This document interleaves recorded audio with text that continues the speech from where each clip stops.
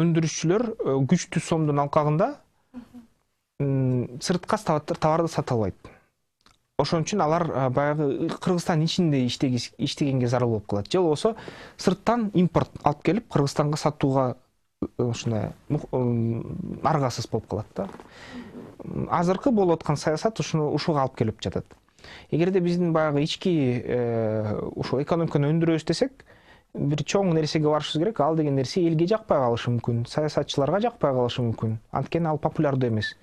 Бул деген биринчиден сырттан келген сырьёго нулевой ставка кылыш керек. Бирок бизде баягы биз бажы биримдигине кирип кетип, бажы кодекси үстөк кылат да биздин мыйзамдын үстүнөн. Ушул жерден туура эмес чечим болуп калды болушу мүмкүн. Биз деген биримдикке кирбесек, Өзбекстанда эле иштеп кете бермекпиз да. Бирок саясий жана башка себептер менен ушуна кирип кеттик. Бул жерден бизге жол жабылды. Анан күчтүү сомду калтырабыз деп, ушул сомду күчтөтүп, сомду кое бергенден коркуп атабыз. Бул деген ички өндүрүшчүлөргө чоң бөгөт.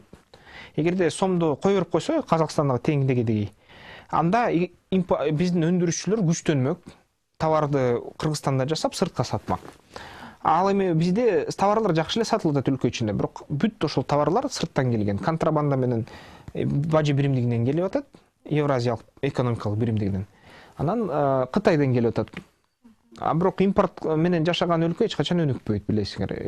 Өлкө өнүгүш үчүн экспорт жасаш керек. Кыргызстанга киреше алып келген негизги тармактар: энергетикалык компаниялардын таза кирешеси энергетика. Былтыр энергетикалык компаниялардын таза кирешеси 5,8 миллиард сомду түзгөн. Ал эми андан мурдагы жылы бул тармак 10 миллиард сомдук чыгымга учураган. Кесиптик, илимий жана техникалык ишмердүүлүк тармагы жылды 3,4 миллиард сомдук киреше менен жыйынтыктады. Ал эми андан бир жыл мурун 4,7 миллиард сомго чыгым болгон. Соода тармагындагы ишкерлер былтыр бул тармактан 784 миллион сом пайда тапты. Андан бир жыл мурун 2,6 миллион сом сууга аккан. Курулуш тармактагылар 620 миллион сом кирешеге ээ болушту. Мурдагы 1,4 миллиарддык чыгымга караганда албетте мыкты көрсөткүч. Кайра иштеп чыгаруучу өндүрүштө мурдагы жылы 5,5 миллиард сомдук чыгым былтыр 592 миллион сомго ээ болгон. Ал эми эң эле чыгымдуу болуп ресторан бизнеси жана маалымат айдыңында иштегендер катталды.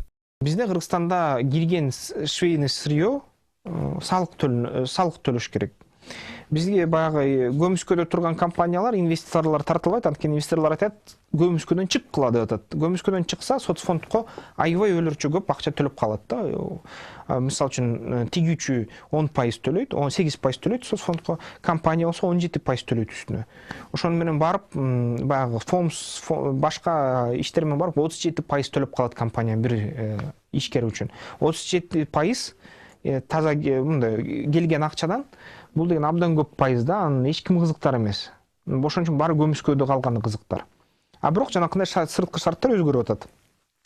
Ошон менен бизге карасак, Өзбекстанда эмне болуп атат? Өзбекстан бажы биримдиги эмес. Ошон үчүн баягы тигүүчү машинкалар сырьёго нулевой ставка койду, таможенный ставка. Демек, алага арзан кирип атат. Иштен чыккан баягы хлопакты, бир да сырец хлопак сыртка сатпайсыңар, андан даяр тигилген нерселер жасап сатасыңар деген шарт коюлду. Орточо жана кичи ишканаларга салыктан бошотулду. Анан Кыргызстандын тигүүчүлөрүн акырындап тартып атышат, азыр аракет кылышат. Ушундай шарттар менен Өзбекстан азыр балким 5-6 жылдын ичинде Кыргызстандын тигүүчү секторун жок кылат. Анткени биздин тигүүчү сектор Өзбекстандын тигүүчү сектору менен атаандаштыкты чыдабай калышы мүмкүн, атаандаштыктан өтпөй калышы мүмкүн. Ошондон Өзбекстан Россияга, Казакстанга бүт тигүүчү текстиль продукциясын жибере турган болуп атат. Ошондо биздин Кыргызстандын швейный сектору жок болуп кетет. Салык салуунун жөнөкөйлөтүлгөн системасына негизделген жеңил өнөр жайы арзан чийки затты пайдалануу менен акыркы бир канча жылдан бери кызуу өнүгүп жатат. Продукциянын өсүү көлөмү акыркы 5 жылда 59%ды түздү. Продукциянын өндүрүү акчалай эквивалентин алганда жылына 375 миллион акш долларын түзөт. Секторда 150-300 миң адам иштейт. Бир айлык орточо айлык акы 170 акш долларына барабар. Тармак өзгөчө экспортко багытталган, продукциянын 90% Россия, Казакстан жана Европанын рыноктарына барат. 2016 жылы 95,5 миллион акш доллары экспорт болгон. Кийим-кечек экспорттоо өлкөдө көлөм боюнча алтындан кийин эле экинчи орунда турат. Биз бажы биримдигине кирдик, Евразиялык экономикалык биримдигине кирдик. Анын ичинде баягы экспортту кылыш үчүн Аякта Евразиялык экономикалык биримдигинин декларациясы баягы жаратуу мындайга декларация соответствия кыргызча айтканда ушул мындай бир документ деп коелу, ошол декларация соответствия деген документ керек. Аякта ушул биримдиктин ичинде регламенттер иштейт, техникалык регламенттер иштейт. Ал техникалык регламенттер аябай татаал. Аларга келтириш үчүн ар бир ушул айыл чарба же өндүрүштүк ишкана 100 миң, 200 миң доллар кетириш керек да өзүнүн ишканасын мындай алар коюлгон талаптарга алып келиш үчүн. Андан алып келгенден кийин продукциясын өндүрүп, ошол декларацияларды алыш үчүн фитосанитардык көзөмөлдөн өтүш керек. Ошол лабораториядан тесттерди өтүш керек. Ушулар да аябай кымбат. 100-200 доллар кетет ар бир партияга декларация алыш үчүн. Кыргызстанда жалпы катталган 1130 мамлекеттик ишкананын 98 гана иштейт. Алардын ичинен 60 гана кирешелүү. Учурда 780 мамлекеттик ишкана иштебейт деп табылган. Улуттук статистикалык комитеттин маалыматына ылайык, 2017-жылы чет элдиктер инвестиция салган 3107 компания катталган. Алардын 2000ден ашыгы же 83% Бишкек шаарында жайгашкан. Чүй облусунда 286 чет өлкөлүк ишкана болсо, Ош шаарында 71 компания иштеп жатат. Баткен облусунда 12 чет өлкөлүк компания каттоодон өткөн.